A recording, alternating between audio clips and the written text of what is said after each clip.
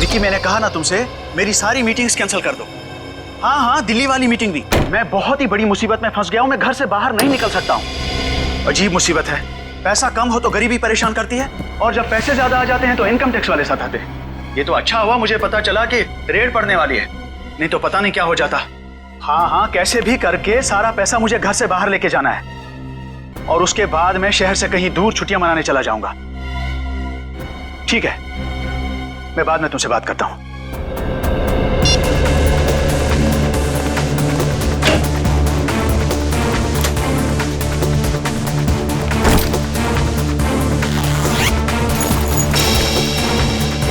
पैसा तो सारा ठीक ठाक ही लग रहा है।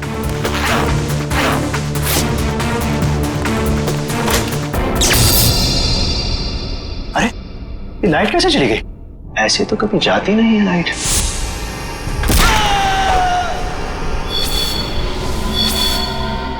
कौन हो तुम और क्यों कर रहे हो ये सब? तुम तो एक लेखक हो ना, जानते ही होगे कि कोई किसी की जान क्यों लेता है। जान लेने की 3 ही वजह होती है, पैसा, प्यार और बदला। मुझे तुमसे बदला लेना है। कैसा बदला? मैं तो तुमको जानता तक नहीं। तुम मुझे नहीं जानते, मगर अंकुश को तो जानते ही होगे ना। अंकुश? अंकुश अनंत, वो मेरे दिल के बहुत करीब था। तुमने उसकी जान ली, अब मैं तुम्हारी जान लूंगा। अंकुश आनंद की मौत का बदला? अरे तुम्हारा दिमाग खराब हो गया है क्या? अरे मुझे निकालो यहाँ से। अरे बचाओ, कोई है? अरे कोई बचाओ। कोई नहीं बचाएगा अब तुम्हें। जिस तरह तुमने अंकुश अनंत को तड़पा तड़पा के मारा था, ठीक उसी तरह मैं तुम्हें तड़पा तड़पा के मारूंगा।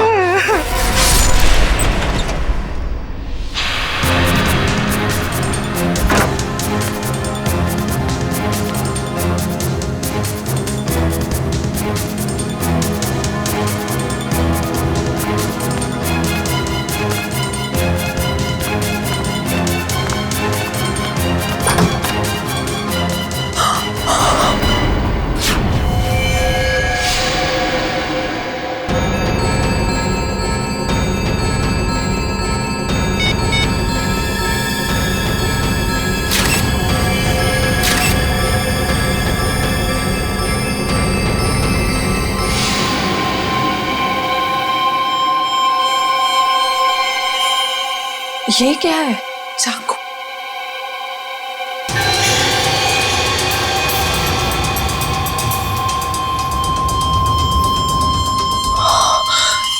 ये क्या किया मैंने? फोटो खींचने के चक्कर में अपनी उंगलियों के निशान चाकू पे छोड़ दिए।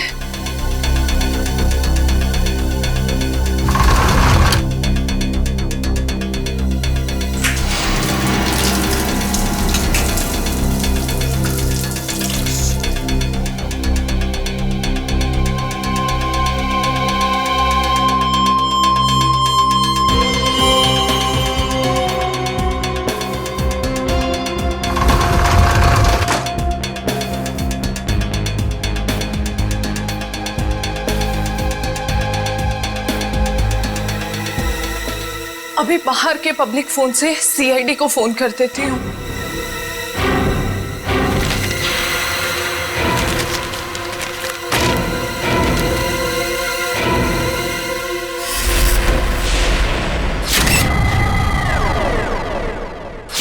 बड़ी बेरहमी से मारा है इसे।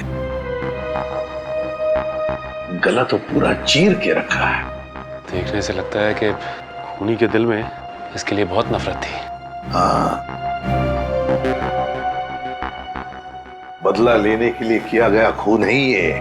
वरना ये देखो, एक पैसे को हाथ नहीं लगाया, एक पैसे को भी।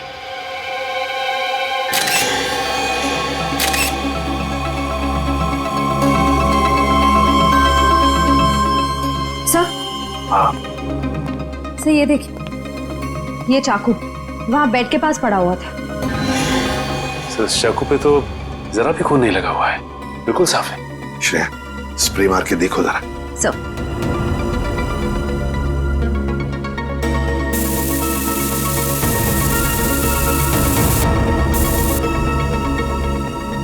सर ये देखिए, इसका मतलब खून इस चाकू से ही किया गया है। रंग बदल गया, मतलब चाकू पर खून है।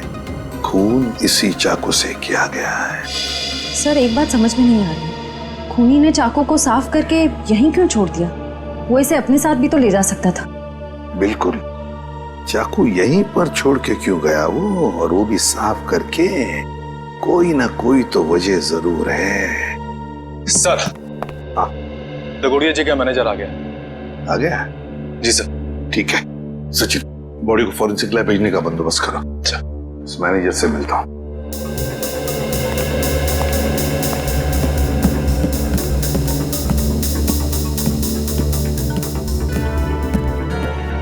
सर ये सब कैसे हो गया सर? मुझे यकीन नहीं हो रहा है सर। सर कल रात को ही तो मेरी दगोड़िया सर से फोन पे बात हुई थी, तब तो सब ठीक था।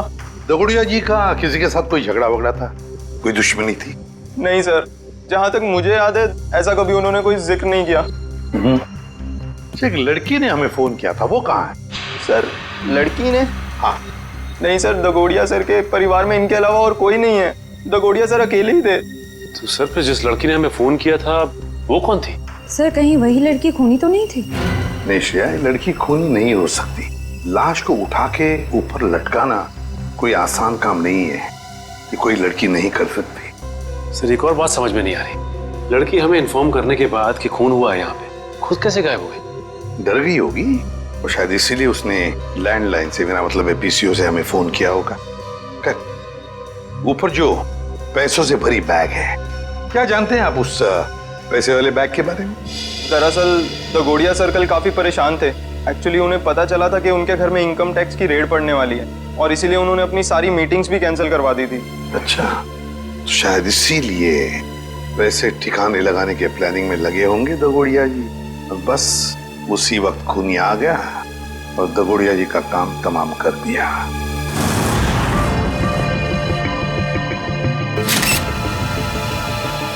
एक मिनट, ये देख रहे हो इसके गाल पर ये नीला नीला निशान? हाँ सर। ये देखो, ये निशान दोनों तरफ। ये कोई जहर का चक्कर तो नहीं? हो सकता है सर, लेकिन वैभव ऐसा लगता है जैसे ये उंगलियों का निशान है। कहीं ऐसा तो नहीं कि खूनी ने इसका मुंह दबाने की कोशिश की हो? इसे देख के तो ऐसा ही लग रहा है सर। पर क्यों? कहीं ऐसा तो नहीं कि खूनी इसका मुंह खोलना चाहता हो सकता है। इसका मुंह देखना चाहिए खोल के।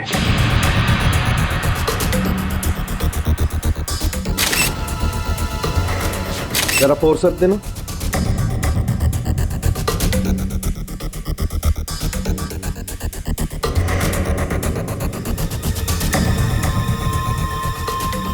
ये देखो, इसके मुंह में ये कागज का टुकड़ा, क्या हो सकता है ये?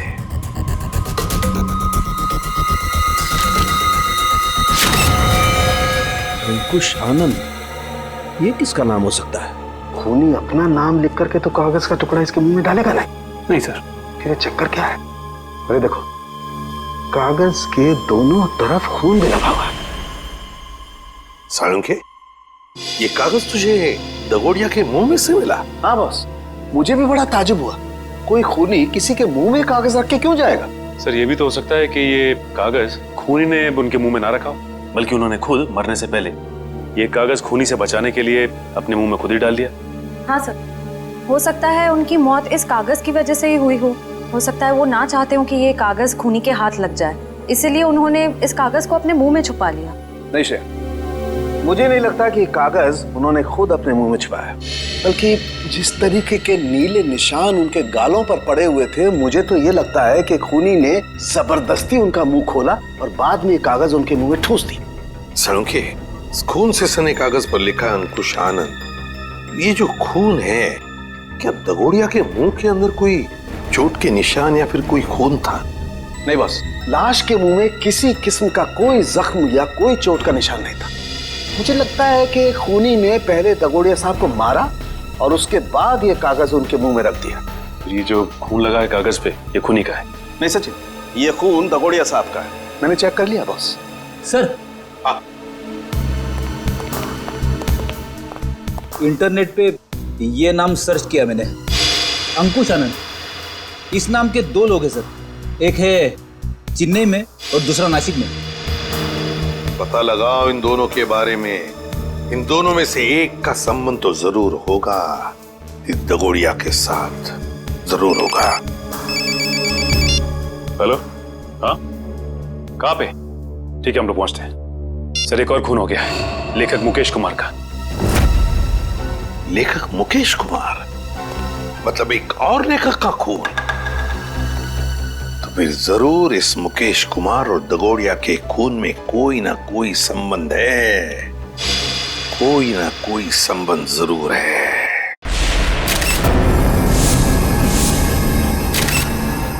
बड़ी बेरहमी से कत्ल किया इसका।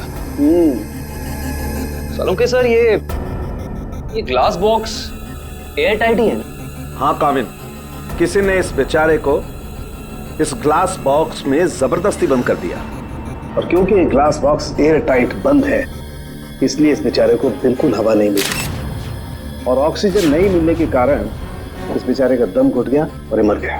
हाँ सर, ये इसके हाथ पे लगे हुए जख्म और ये नाखूनों का निशान और इस पे लगा खून तो यही बताता है कि इन्होंने अपने आप को बचाने की बहुत कोशिश की। एक काम करते हैं, पहले इस लाश को बाहर निकालते हैं। Yes sir.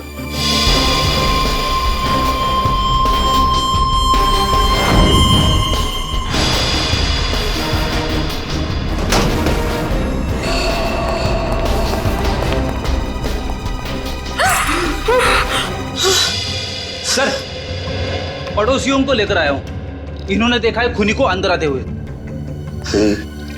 इन लोगों को क्राइम सीन पे लाने की क्या जरूरत थी? वहां पे तो रोक सकते हैं ना? जी कहिए, क्या देखा आप लोगों ने? सर, मैं घर की बालकनी में अखबार पढ़ रहा था, तभी मैंने देखा कि एक आदमी ट्रॉली में इस बॉक्स को रखकर घर के अंदर जा रहा है। ये ग्लास बॉक्स लेके जब वो घर के अंदर जा रहा था तो उसने हाथ में ग्लव्स पहने थे? नहीं सर, ग्लव्स नहीं पहने थे। अच्छा, ये आदमी अकेला था या फिर इसके साथ कोई और भी था? वो अकेला था। तुमने उसका चेहरा देखा? स्केच बना सकते हो? नहीं सर, चेहरा तो याद नहीं।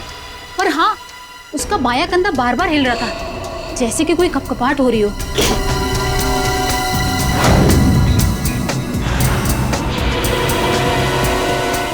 कैविन, यस सर। एक मिनट।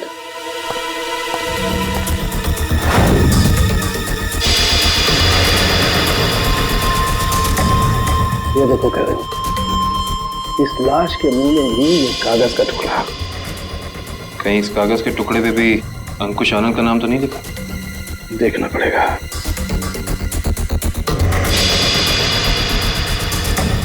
इस पे तो रिजू कालिया लिखा हुआ। रिजू कालिया? ये तो रिजू कालिया इनकी किताब का ही एक किरदार है, और उसकी भी मौत कहानी में बिल्कुल इसी तरह से हुई थी, दम घुटने की वजह से। इसका मतलब ये अंकुश आनंद, ये भी दगोड़िया की किसी किताब का किरदार है, और ये सारा का सारा काम सीरियल किलर का है, तो एक के बाद एक लेखकों को बिल्कुल उसी तरह से मार रहा है जैसे कि लेखक अपनी कहानी में किरदार को मारता है। ऐसे ही लगता है। सलोंके सर, ये ग्लास बॉक्स पे कोई फिंगरप्रिंट्स मिले अभी तक कि नहीं? अभी कागज ढूंढा यार, फिंगरप्रिंट्स अभी ढूंढना बाकी है।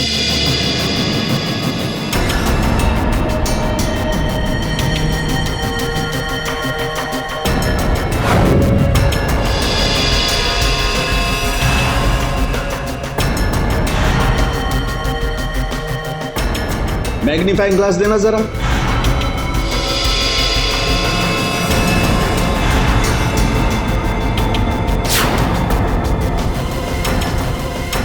ये कैसे निशान है? कैसे निशान मतलब? डैडी, मैंने अपनी पूरी जिंदगी में उंगलियों के निशानों पर अंग्रेजी के अक्षर छपे हुए नहीं देखे। उंगलियों के निशानों पे अंग्रेजी के अक्षर? हाँ काविन, दिखाता हूँ। जरा ग्लास दे। ये लीजिए।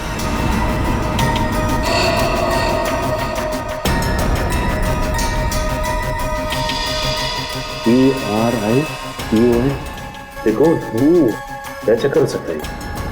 पड़ोसी भी कह रहा था, ये ग्लास बॉक्स लेकर जो इंसान यहाँ आया था उसने ग्लव्स नहीं पहने थे। इसका मतलब ये अनोखे उंगलियों के निशान उसी इंसान के हैं। उंगलियों पे छपे हुए अक्षर? सालुंके साहब, ये कैसे मुमकिन है? मुमकिन है फ्रेडी, बॉडी मॉडिफिकेशन के जरिए मुमकिन है। लेकिन सालुंके साहब, अगर खूनी एक एक कदम फूक फूक के रख रहा है तो फिर उसने हैंड ग्लोव्स ना पहनने की गलती कैसे की? क्योंकि ये गलती नहीं है, बल्कि जानबूझ के किया गया है। ये सीरियल किलर अपने हर खून पे अपना सिग्नेचर छोड़ रहा है, इन अनोखे उंगलियों के निशान के जरिए। हाँ, और इस तरह के निशान हर आदमी अपनी उंगलियों पर बनवा भी नहीं सकता। और इस तरीके के निशान हर जगह बन भी नहीं सकते। इस शहर में ऐसे बहुत कम टैटू पार्लर हैं जहां इस तरीके का बॉडी मॉडिफिकेशन होता हो, बहुत कम।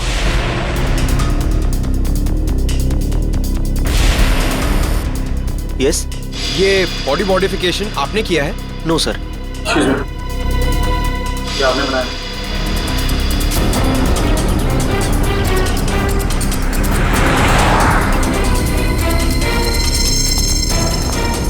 अभी बिजी हूं मैं, बाद में आना। हम भी बहुत बिजी रहने वाले लोग हैं, बाद में आने का वक्त नहीं है हमारे पास। बिना अपॉइंटमेंट के आ रहे हो? मैं तुम्हारा टैटू नहीं बनाऊंगा। सीआईडी। शिवा, बाद में आना। क्या हुआ सर? मैंने कुछ किया क्या? शहर में कुछ खून हो रहे हैं। खून? किताब लिखने वाले लेखकों के। लेखकों के? पर मैं तो टैटू आर्टिस्ट हूं सर, मेरा क्या लेना देना इससे? हो सकता है कुछ लेना देना हो। मैं समझा नहीं सर। बॉडी मॉडिफिकेशन भी करते हो ना तुम? जी हाँ सर, मेरे पास लाइसेंस भी है, मैं दिखाता हूँ। कोई जरूरत नहीं। ये फोटो ध्यान से देखो। ये त्रिकोण वाली कलाकारी तुमने दिखाई थी किसी के हाथ पे? जी हाँ सर, मैंने की थी, पर मुझे नहीं पता था कि ये किलर होगा सर। पता है हमें, डरो मत। हाँ, लेकिन इस इंसान की कोई ना कोई डिटेल तो जरूर होगी तुम्हारे पास, है ना? जी हाँ सर, मैं 1 मिनट में लेके आता हूँ सर। जी हाँ सर, देखिए सर, त्रिकोण अनुकरण नाम है इसका। त्रिकोण अनुकरण? ये किसी आदमी का नाम है या किसी एनजीओ का? त्रिकोण मतलब ट्रायंगल और अनुकरण मतलब किसी की नकल करना। मतलब कोई ट्रायंगल बना के किसी की नकल कर रहा है? शायद त्रिकोण नाम का कोई पुराना सीरियल किलर रहा हो जिसकी नकल ये वाला खूनी कर रहा है। एक काम करते हैं, अपनी डेटाबेस में चेक करते हैं कि त्रिकोण नाम का कोई क्रिमिनल था क्या। हाँ निखिल, त्रिकोण नाम का सीरियल किलर कहाँ पे? कौन सी जेल में है? शांति नगर। ओके ठीक है, थैंक यू। चलो, एक त्रिकोण का पता तो चला है जो ठीक उसी ढंग से लेखकों का खून करता था जैसे अभी हो रहा है, लेकिन वो पिछले 4 साल से जेल में है। मतलब या तो ये खूनी जेल से बाहर निकल के मार रहा है या फिर कोई त्रिकोण की नकल कर रहा है। अब जी, सारांश।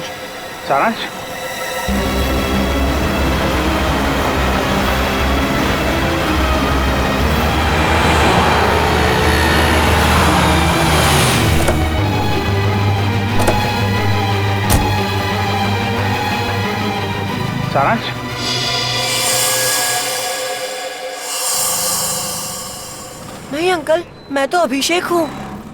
माफ करना, हम इसे कोई और समझ बैठे। सर 15 दिन हो गए, अखबार, न्यूज़पेपर्स, हर जगह कोशिश कर ली, मगर सारांश हमें मिला ही नहीं सर। मिलेगा पंकज, जरूर मिलेगा। मेरा दिल बोल रहा है सारांश हमें जरूर मिलेगा। सर, ये लोग सीआईडी से आए। आइए सर, मैं आप ही लोगों का इंतजार कर रहा था। त्रिकोण से मिल सकते हैं हम लोग? हाँ, क्यों नहीं। पर सर, मुझे नहीं लगता कि त्रिकोण ये सारे खून कर रहा है, क्योंकि इस जेल से बाहर निकलना बिल्कुल ही नामुमकिन है। अच्छा, इस त्रिकोण का स्वभाव कैसा है अभी यहाँ इस जेल में? हिंसक और खतरनाक ही है या? नहीं सर, ऐसा बिल्कुल भी नहीं है। वो तो बहुत ही शांत और सुलझा हुआ है। मैं तो खुद चाह रहा था कि सरकार से अपील करूं कि उसकी सजा माफ कर दी जाए। अब ये कोई संयोग तो नहीं हो सकता कि कोई उसकी नकल करके खून कर रहा है? हाल ही में कोई आया था उससे जेल में मिलने के लिए? नहीं सर, आप तो जानते हैं कि वो स्पेशल सेल में है, और स्पेशल सेल में बाहर वाला तो क्या, कोई जेल का कैदी भी उससे नहीं मिल सकता। चलिए जरा मिल लेते हैं।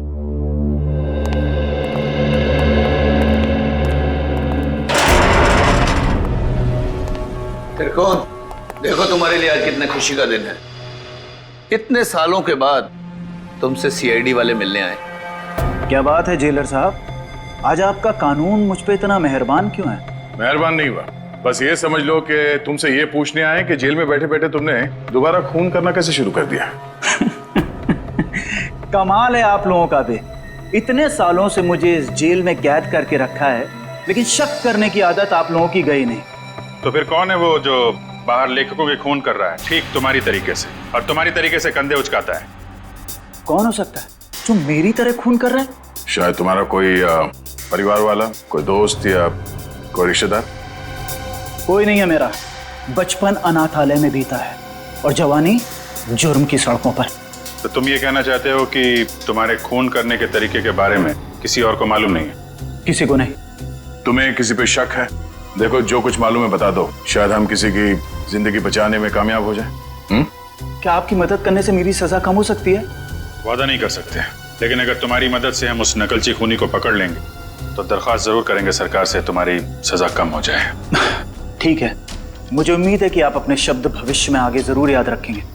मुझे लगता है कि वो मेरे लेखन पढ़ के ठीक उसी तरह खून कर रहा है। तुम्हारा लेखन? हाँ, पढ़ते पढ़ते कभी याद ही नहीं रहा कि मुझे भी लेखन का शौक हो गया है और मैं लिखने लगा। हर रोज रात को सोने से पहले मैं अपने विचार उस डायरी में व्यक्त करने लगा।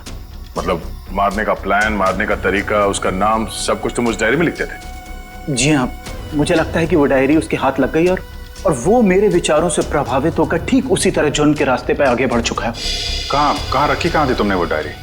अनाथालय में छोड़ आया हूँ अपने अतीत के वो पन्नों को। जी, मैं सुरेश बोल रहा हूँ, जी के नगर अनाथालय से। वो जो आप बच्चों की किताबें भेजने वाले थे। ठीक है, मैं शाम को आके ले लूंगा। हाँ जी, नमस्ते। कहिए। सीआईडी? क्या बात है सर? जो बात हम आपसे करना चाहते हैं उसका संबंध त्रिकोण से है। त्रिकोण? मुझे पता था कि एक न एक दिन त्रिकोण की वजह से यहाँ पुलिस या सीआईडी जरूर आएगी। क्या आप पहले से ही जानते थे कि त्रिकोण गुनाह के रास्ते पर चलने वाला था? नहीं, उसे तो यहाँ से निकले हुए जमाना हो गया। जब वो यहाँ आया था तब सिर्फ 12 साल का था। तो क्या वो बचपन से ही हिंसक स्वभाव का था? नहीं सर, हिंसक स्वभाव का तो नहीं था, लेकिन वो घंटों घंटों एकांत में बैठना पसंद करता था। किसी से ज्यादा बात भी नहीं करता था। मतलब वो अकेले बैठ के सिर्फ किताबें पढ़ता था? आपको कैसे पता सर? क्योंकि हम मिल चुके हैं उससे। फिलहाल वो जेल में है। ज्यादातर अपराधों की ही किताबें पढ़ा करता था वो।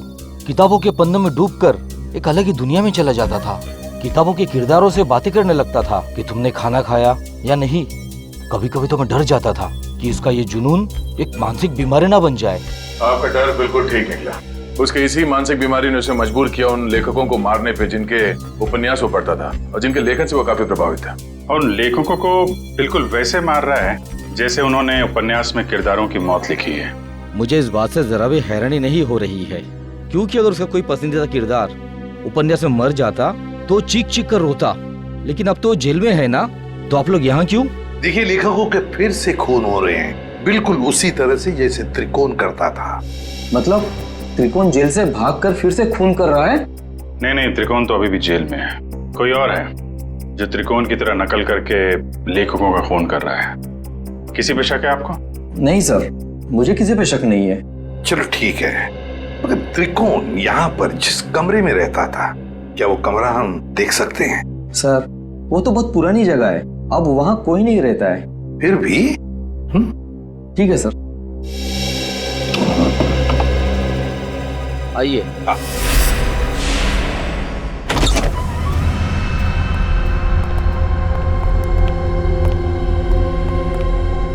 तो ये है त्रिकोण का कमरा। मैनेजर साहब, त्रिकोण के पास एक डायरी हुआ करती थी, कुछ जानते हो उस डायरी के बारे में? नहीं सर, हमें तो ऐसी कोई डायरी नहीं मिली। वैसे आप देख सकते हैं सर, यहाँ पे कुछ पुरानी किताबें पड़ी है, शायद उसमें हो। देखो फ्रेंड, किताबों को ऐसे क्यों रखा गया? संभाल के क्यों नहीं रखा? ऐसे तो दीमक खा जाएंगे इसे। माफ करना सर, दरअसल इस कमरे की तरफ मैंने ध्यान ही नहीं दिया।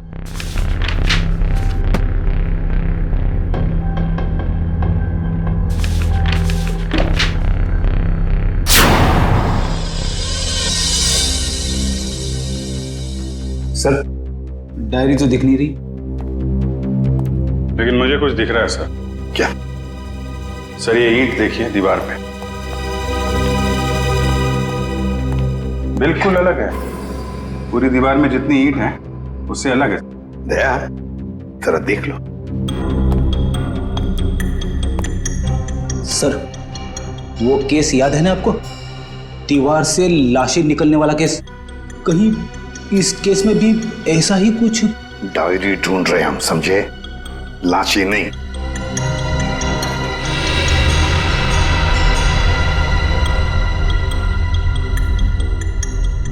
नहीं फ्रेडी, या लाश से दूर एक किताब भी नहीं रख सकते हैं।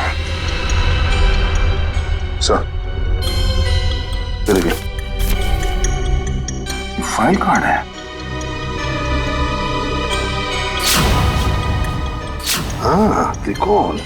मतलब वो नकलची खूनी डायरी निकाल के ले गया। अभिजीत, ये जरूर त्रिकोण के डायरी का कवर है। मतलब यहाँ जो भी आया था वो जानता था कि त्रिकोण ने अपनी डायरी कहाँ छुपा के रखी है। ये यहाँ त्रिकोण के बाद में कोई रहता था? हाँ सर, एक लड़का रहा करता था, सुंदर नाम था उसका। ये सुंदर बाद में भी कभी आया था यहाँ इस कमरे में? हाँ सर, आया था। महीने भर पहले मुझसे मिलने आया था और कुछ दिन यहाँ रहा भी हो, अपनी पुरानी यादें ताजा करने के लिए। अच्छा, सुंदर। सुंदर का पता तो होगा ना आपके पास?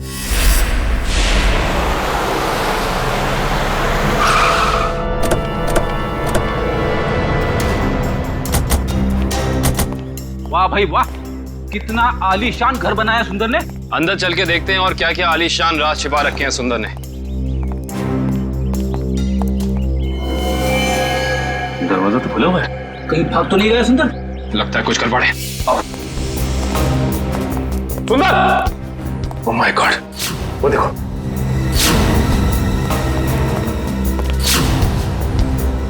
लगता है ये मर चुका है। गोली मारकर जान ली है इसकी, वो भी 3-3 गोलियां। खून भी गीला है, मतलब कातिल आसपास ही है, यहीं कहीं। गोली चलने की आवाज इस तरफ से, चलो देखते हैं।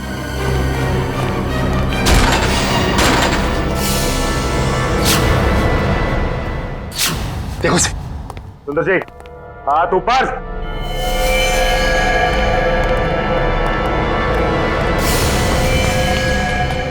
माय गॉड, खूनी बाहर है। दिव्या, विक्रम, पकड़ो उसे।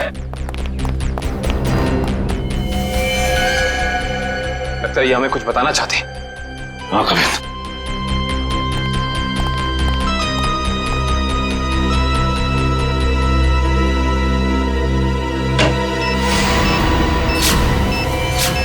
यहाँ बॉम्ब है, सिर्फ 30 सेकंड बाकी है, निकलते हैं यहाँ से।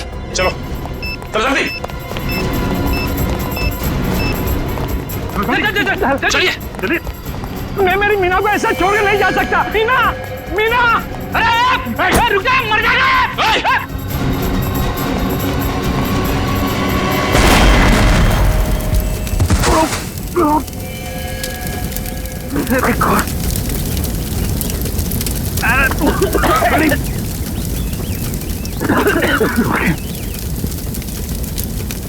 लगता है बीवी और नौकर के साथ साथ सुंदर जी भी मारे गए। सर, आप लोग ठीक तो हैं सर? हाँ, हम सब ठीक है। उस खूनी का क्या हुआ? सर, वो निकल गया। निकल गया? वाह, मतलब तुम लोग समझ पाने से पहले ही ब्लास्ट हो गया। वो आदमी तुम्हारे हाथ से निकला और ब्लास्ट पे मर गया। वाह। हाँ सर, वो सुंदर की पत्नी और नौकर को तो पहले ही मार चुका था। बस वो यही चाहता था कि सुंदर भी मर जाए और हम ये केस बंद करते हैं। सचिन, तुम्हारे कहने का मतलब है कि सुंदर असली सीरियल किलर नहीं है? नहीं सर, उस किलर को हमने भागते हुए देखा सर। हम लोग उसे पकड़ नहीं पाए। सर एक बात और, जब वो भाग रहा था तो अपने कंधे को बार बार झटक रहा था सर। असली किलर भागते वक्त कंधे झटक रहा था। सुंदर असली किलर नहीं है। तो फिर ये असली त्रिकोण का अनुकरण करने वाला, उसकी कॉपी करने वाला त्रिकोण अनुकरण, ये जो भी कोई है जो हमें फंसाने की, गुमराह करने की कोशिश कर रहा है, इससे तो अब हम उसी की खुद के ही जाल में फंसा देंगे। हेलो, एक और खून? लेखक कुशल। ठीक है माता। लेखक कुशल का खून? ये त्रिकोण अनुकरण तो खून पे खून किए जा रहा है। लेकिन सर, ये त्रिकोण अनुकरण एक के बाद एक लेखकों को ही क्यों मार रहा है? वही तो फ्रेडी, वही तो। 3-3 लेखकों को मार चुका है ये त्रिकोण अनुकरण। जरूर इसके पीछे कोई ना कोई राज है। कोई ना कोई राज है जो असली त्रिकोण हमसे छुपा रहा है। सुंदर बॉम्ब ब्लास्ट में मारा गया? हाँ, और उसके बाद एक और लेखक कुशल का भी खून हो गया। अभी तो आप कह रहे थे कि सुंदर ही वो नकलची खूनी है। अगर सुंदर मारा गया तो फिर कुशल को किसने मारा? बंद करो ये ड्रामा, समझे? सुंदर के घर के बाहर जो मुजरिम भाग रहा था वो भी अपने कंधे को वैसे ही झटक रहा है जैसे तू झटक रहा है भाई। अब ये बताओ कि तुम इस जेल से बाहर जाते कैसे हो? हाँ? राज क्या है इसके पीछे? साहब कैसी बातें करते हैं आप हैं?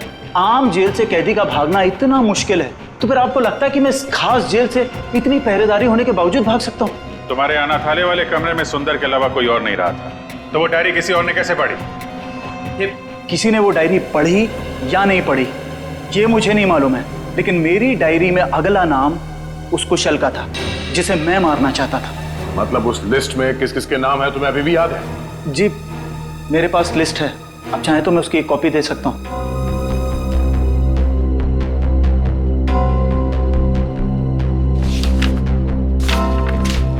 पहले देना चाहिए था, शायद कुशल की जान बच जाती। मुझे इस चीज की उम्मीद नहीं थी। आशा करता हूं कि आगे किसी और की जान नहीं जाएगी। दीपक, आखिरी नाम दीपक का है। खून किया है तुमने, खून। खून? मैंने किसी का खून नहीं किया, मैं तो एक मामूली सा लेखक हूँ। शेखर? भूल गए शेखर को? कौन शेखर? मैं किसी शेखर को नहीं जानता। तुम्हारी किताब खूनी मंजिल का किरदार शेखर। अरे पागल हो गया क्या? वो कोई असली में शेखर इंसान थोड़ी ना है, वो तो मेरी कहानी का एक कैरेक्टर है, मेरा पात्र है वो। चल राइटर साहब, आपको थोड़ा सेंसिटिव होना चाहिए। आप इस तरह जल्दी करेंगे तो कैसे चलेगा? हाँ, अब आप भी जरा इस दर्द को महसूस करिए।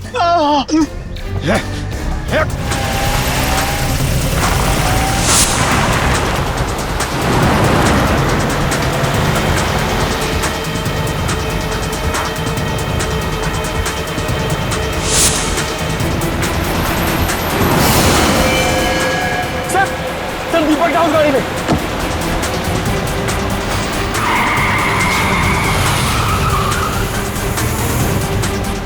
उसमें? हाँ सर।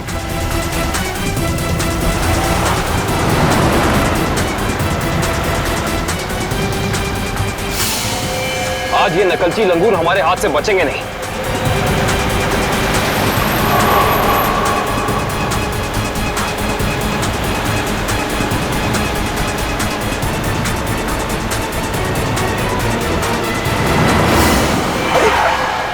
ये कौन आ गया? कोई शराबी होगा सर, इसकी वजह से हमारा खून ही हाथ से निकल जाएगा।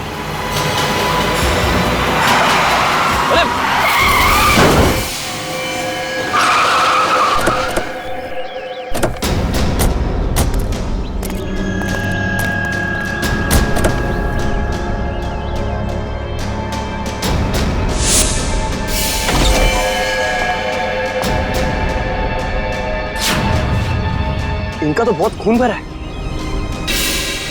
सर वो फोटोज कैसी है? फोटोज? एक सेकंड।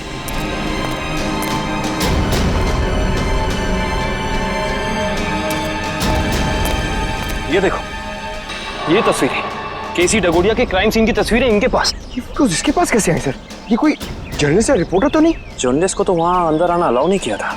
सर इसका मतलब ये हमारे पहुंचने से पहले वहां पहुंच गई थी। हो सकता है पंकज, कहीं ये वही लड़की तो नहीं जिसने हमें फोन करके बुलाया था? इसका होश में आना बहुत जरूरी है। दिव्या, पानी की छींटे डालो।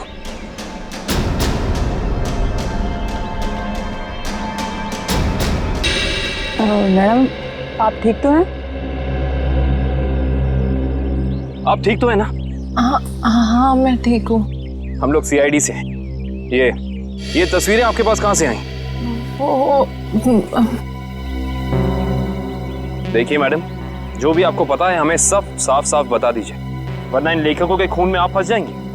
देखिए सर, मैं तो डगोरिया साहब की असिस्टेंट हूँ। वो मेरी मदद कर रहे थे मेरा पहला क्राइम नॉवल लिखने में, लेकिन उस दिन जब मैं उनके यहाँ पहुंची तो उनका खून हो चुका था।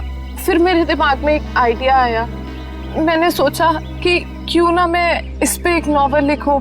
बस इसीलिए मैं आप लोगों का पीछा कर रही थी, ये जानने के लिए कि आप लोग कातिल को कैसे पकड़ेंगे। आप हमारा पीछा कर रही थी, इसका मतलब आप जानती थी कि हम कौन हैं। हाँ। अपनी नॉवल में ये भी लिख देना कि तुम्हारी वजह से खूनी हमारे हाथ से निकल गया।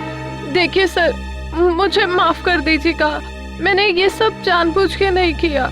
वो मेरी गाड़ी का ब्रेक अचानक फेल हो गया था, इसीलिए। सुनिए, अगर आपकी इस गलती की वजह से दीपक को अपनी जान गंवानी पड़ी ना, तो ये कानून आपको कभी माफ नहीं करेगा।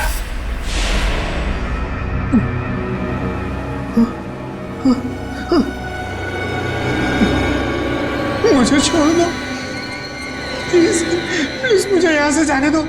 जाने ही तो दे रहा हूं तुझे। बहुत जल्द तू भी शेखर के पास पहुंच जाएगा। इसी तरह कुर्सी पर बांधकर मौत दी थी ना तूने उसे, अब तोहफे में तुझे भी यही मौत मिलेगी। बस थोड़ा सा इंतजार। इस मौत के उपन्यास का लेखक रचयिता भी आ रहा है तेरा साथ देने के लिए। त्रिकोण। सर जेलर साहब अंदर नहीं है। जरा बुलाओ उन्हें, हमें त्रिकोण से मिलना है। सर जेलर साहब तो त्रिकोण को लेकर हॉस्पिटल गए हैं, उससे अचानक से दिल का दौरा आया है। दिल का दौरा? कौन सा हॉस्पिटल गए? अरे आप लोग? त्रिकोण कहाँ है? आईसीयू में है। क्या बात हो गई? झूठ बोलता है वो हमसे। अब भी कुछ है जो हमसे छुपा रहा है। चलिए दिखाइए। आइए।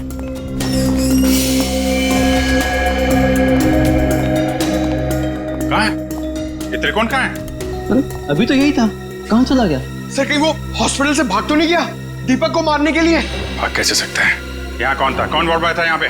सर मकरंद था। ये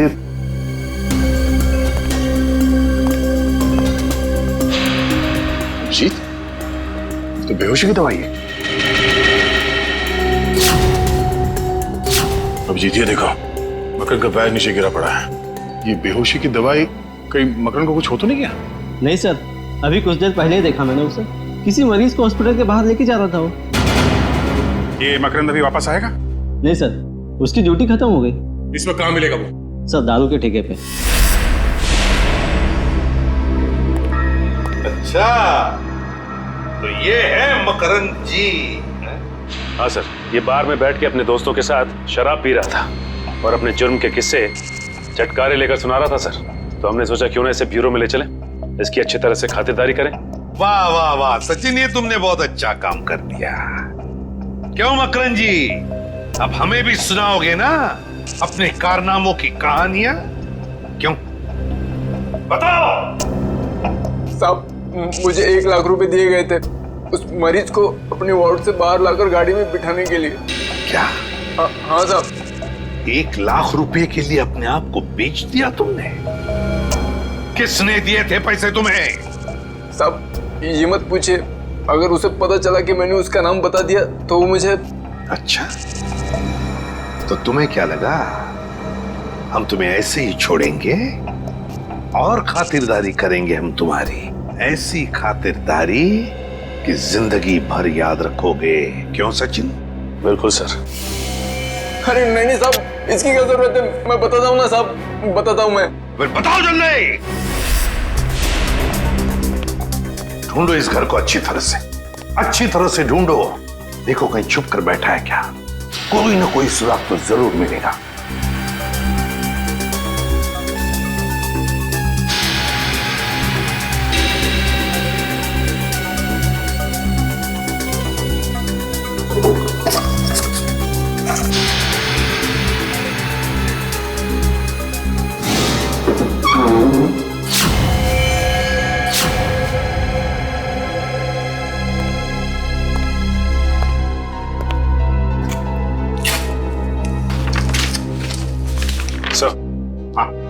ये देखिए सर, ये कैबिनेट के पीछे कुछ रखा हुआ था। कागज है? हाँ सर, पेपर्स ही है। डायरी के पन्ने हैं? अरे ये तो त्रिकोण की डायरी के पन्ने हैं। यही तो हम ढूंढ रहे थे उस अनाथ आश्रम में। My God. क्या हुआ सर? श्रेया, इसमें लिखा है कि दीपक वो आखिरी लेखक है, दीपक जिसकी वो जान लेना चाहता है। इसका मतलब दीपक की जान को खतरा है? सिर्फ दीपक की जान को ही नहीं, उसके अपनी जान को भी। क्योंकि दीपक को मारने के बाद लगता है उसकी जिंदगी का मकसद पूरा होता है और फिर वो अपनी जान खत्म करना चाहता है। मतलब सर इस नकलची खूनी ने त्रिकोण को सिर्फ इसलिए अगवा किया हॉस्पिटल से ताकि वो उसे मार सके, और फिर वो उन दोनों को वहीं पे मारेगा सचिन, वहीं पे मारेगा जहां से लेखन शुरू हुआ है, उस अनाथ आश्रम में, उस अनाथ आश्रम के कमरे में। ये ठीक नहीं है, इसका अंजाम बहुत बुरा होगा। तुम्हें अंजाम की फिक्र कब से होने लगी त्रिकोण? और ये सारा खेल तो तुमने ही रचा था। मैं तो बस इसे इसकी मंजिल तक पहुंचा रहा हूं। मुझे अपने द्वारा रचे इस गुनाह की गहराई का अंदाजा हो गया है। हम दोनों को मारकर भी तुम्हें वो शांति नहीं मिल सकती जिसके लिए मैंने इतने खून किए।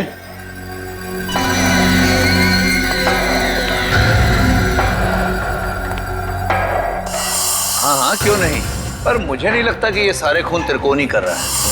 बहुत देर हो चुकी है त्रिकोण। तेरे प्रवचन अब ना तो तेरी जान बचा सकते हैं और ना ही दीपक की। नहीं चला, तुम ऐसा नहीं कर सकते। अब तुझे मैं बिल्कुल वैसे ही मारूंगा जैसे त्रिकोण ने अपने उपन्यास में लिखा था। नहीं चला तुम। मुझे मत मारो, मुझे जाने दो। बस होगा तुम्हारा खेल। अब अगर कोई हरकत की ना तुमने तो तेरा वो हाल करेंगे तो सोच भी नहीं सकता। सीआईडी, तो आखिर मेरा भेद खुल ही गया। तो अब तुम लोग मुझे फांसी पर चढ़ाए बिना तो छोड़ोगे नहीं। तो क्यों ना मैं फांसी पर चढ़ने से पहले इन दोनों को मार के अपना मकसद पूरा कर लूं।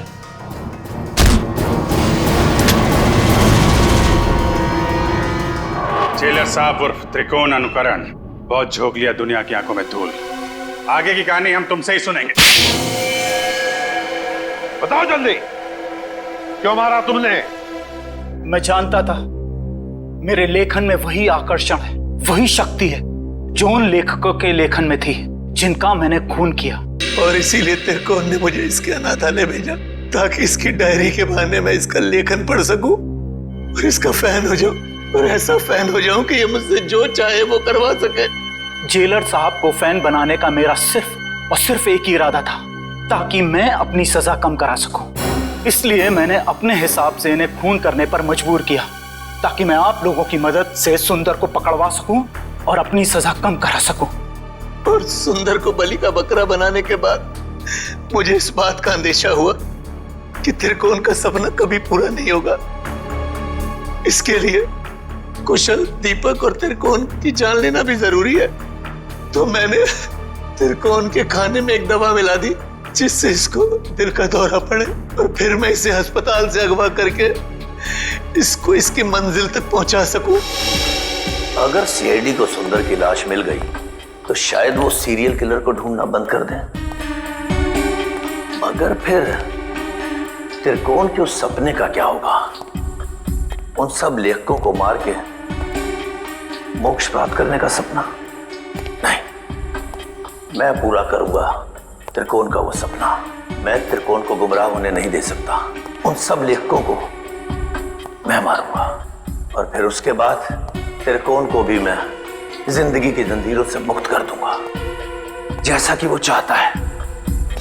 सुंदर के मरने के बाद आप लोग कुशल की मौत की खबर लेकर आए तो मैं समझ गया ये जेलर किसी को नहीं छोड़ेगा, एक एक करके सबको मार देगा और अंत में मुझे मार देगा। तो और क्या करता? तुम्हारे लेखन में कशिश इतनी है। फिर मैं समझ गया अगर मुझे बचना है तो उसका सिर्फ एक ही रास्ता है, सीआईडी को तुम तक पहुंचाना, दीपक के घर। वाह रे वाह, कानून का रखवाला, वाह। और ऐसा घिनौना काम, एक मुजरिम का साथ दिया तुमने। मैं जानता था कि सीआईडी कभी ना कभी पूरा सच जान लेगी, मगर मैं क्या करता? इसके लेखन के आगे मैं बेबस हो गया था और इसके शब्दों के माया जाल में मैं एक खूनी बन गया, एक सीरियल किलर। चुप! बकवास, बकवास है सब। तुम दोनों ने मिलकर कितने सारे मासूम लोगों की जानें ली। तुम्हें तो जीने का कोई हक ही नहीं। कानून तो तुम दोनों को फांसी ही देगी, फांसी।